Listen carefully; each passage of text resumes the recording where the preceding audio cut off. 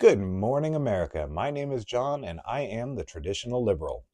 Now, I'm not going to tackle the entirety of the trans debate right now. I'm just talking about women's sports. Women's sports, as we know them, didn't really get going until Title IX was passed in 1972. Prior to that, if a woman wanted to be an athlete, she had to compete on the men's team, which basically meant she couldn't compete.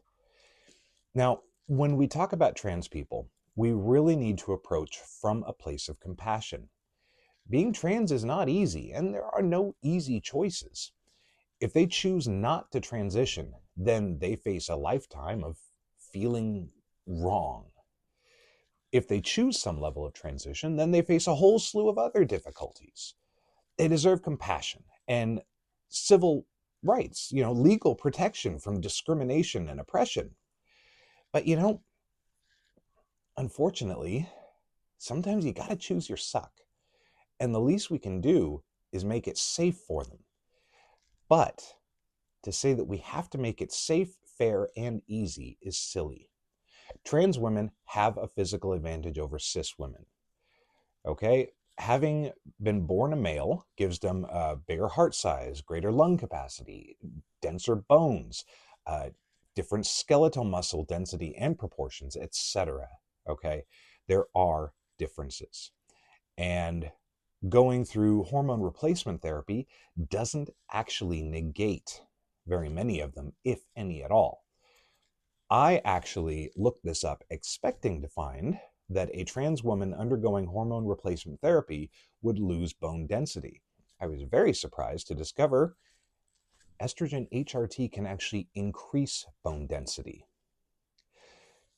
They are certainly not going to get narrower shoulders or smaller lungs and hearts. And, that brings us to the other issue, which is safety. Now, I don't think that there are a bunch of trans women out there going into restrooms and locker rooms and assaulting people. Unfortunately, some disturbed individuals are taking advantage of the current zeitgeist to put women and girls into danger. Because we've gotten to the point where all you have to do is say, I'm a woman now, and you're allowed into the girls' locker room. Yeah, I don't think so. As a husband and a father, I don't think so. You know what? Let them have gender affirming care as adults. Let them have the pronouns of their choice. Let them have ID that matches the pronouns of their choice. Let them serve in the military provided they can meet the physical standards. Let them work and rent and buy property free from discrimination the same as anyone else. But women's sports and locker rooms need to remain women's spaces. Maybe trans women need their own teams if there are enough of them. Or maybe this is just part of the cost of transitioning. But all I know is we cannot make it fair to a 0.5% of the population by making it unfair and unsafe for half the population. If trans people make up about 1%, that means trans women are about 0.5%, whereas biological women make up roughly half the population. And before you say it's not unsafe, that's not up to you. No one gets to force anyone else to feel safe. If a girl feels unsafe in a private women's space, you don't get to tell her to suck it up. I'm going to be honest. I used to be in a little different place on this issue. And I was discussing this with my wife, and she said that she felt unsafe with a 6'2" person with a penis in her locker room. And I tried to tell her that there was no danger and she shouldn't be afraid. I'm going to let you guys in a little secret. That was a mistake. I should not have said that. Don't do that. This is a hot take. But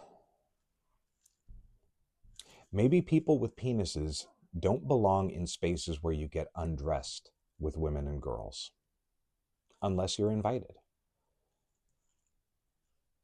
I'm sorry if that seems discriminatory. Like I said, it's not easy being trans, and I don't have a solution that makes it easy for them. But life isn't easy for any of us. And unfortunately, we can't just take this group of people and give them every single thing they ask for at the expense of other people. Now, I would like to close this episode with 2 quotes from actual trans women athletes. Trans women are competing against women, taking valuable opportunities for the long protected class under Title IX and causing physical harm. Caitlyn Jenner. These days, the dynamic has crept into what's called self-ID or self-identification. Male-bodied people presenting as women who live as women with varying degrees of medical intervention and in some degrees no medical intervention, which is just, it's crossed the line in my view. It really has, it's a slap in the face to women. My-Ann Bagger, a golfer. Thank you for watching. If you like this video or if you hate this video, comment below, tell me all about it. But please like and subscribe, and that's all I have for you tonight. Good night, America. Now, when we talk about trans people, we need to start from a place of compassion. Actually, you know what? Hold on. Now it's level. Okay.